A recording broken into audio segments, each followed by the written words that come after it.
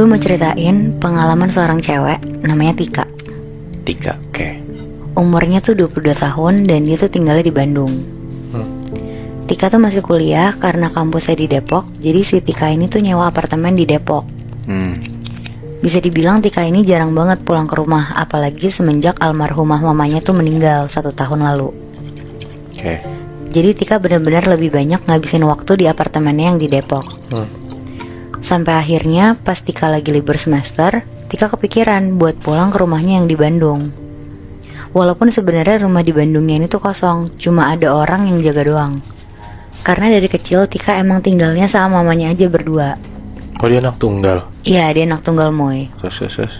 Itu juga jadi alasan terbesar kenapa Tika udah lama gak pulang ke rumahnya. Ya karena setiap dia pulang ke rumah, dia tuh jadi sedih lagi sama dia kepikiran mamanya yang udah gak ada.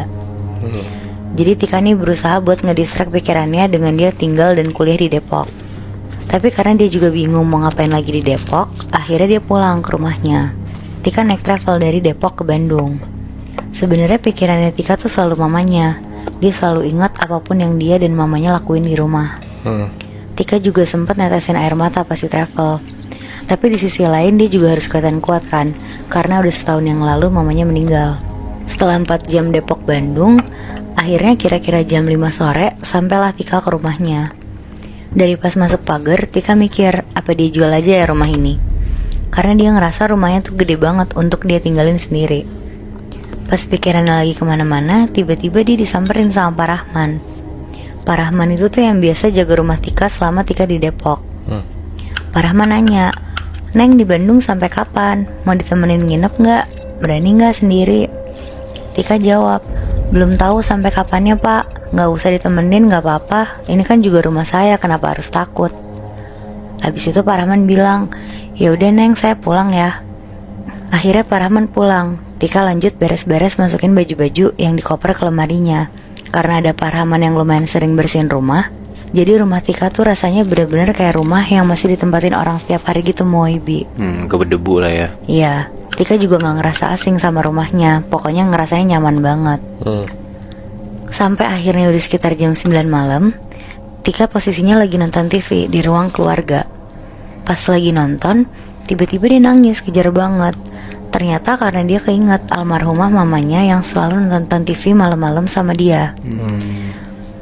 Pokoknya apapun yang Tika lakuin di rumah itu tuh dia ngerasa bawaannya tuh selalu sedih. Akhirnya sekitar jam 11 malam dia mutusin untuk masuk kamar dan siap-siap tidur. Pas mau tidur, Tika berdoa dan bilang kalau dia tuh mau banget disamperin mamanya di rumah ini. Pokoknya dia tuh mau ngobrol sama mamanya untuk terakhir kalinya. Dia berdoa sambil nangis-nangis saking sedihnya.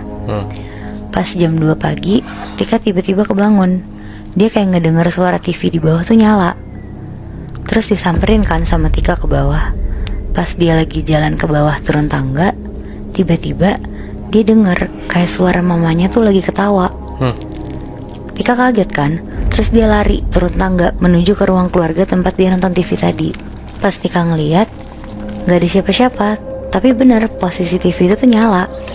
Akhirnya dengan rasa kecewa, dia matiin TV-nya dan dia balik lagi ke kamarnya untuk lanjut tidur. Besokannya, pas Tika bangun tidur, dia ngerasa badannya tuh kayak pegel-pegel gitu satu badan. Terus dia tuh mikir, paling karena kecapean aja kemarin dari Depok. Tadinya Tika mau ketemu teman-temannya yang di Bandung. Tapi Tika ini tuh ngerasa kayak gak sanggup gitu loh buat pergi, kecapean banget gitu badannya. Akhirnya dia mutusin untuk di rumah aja, istirahat dulu baru besok pergi ketemu teman-temannya. Karena Tika sendirian, jadi dia sebenarnya gabut kan. Akhirnya dia ke kamar mamanya dan dia buka-buka album foto lamanya. Pas dia buka, dia kaget banget. Tiba-tiba ada suara, "Tika,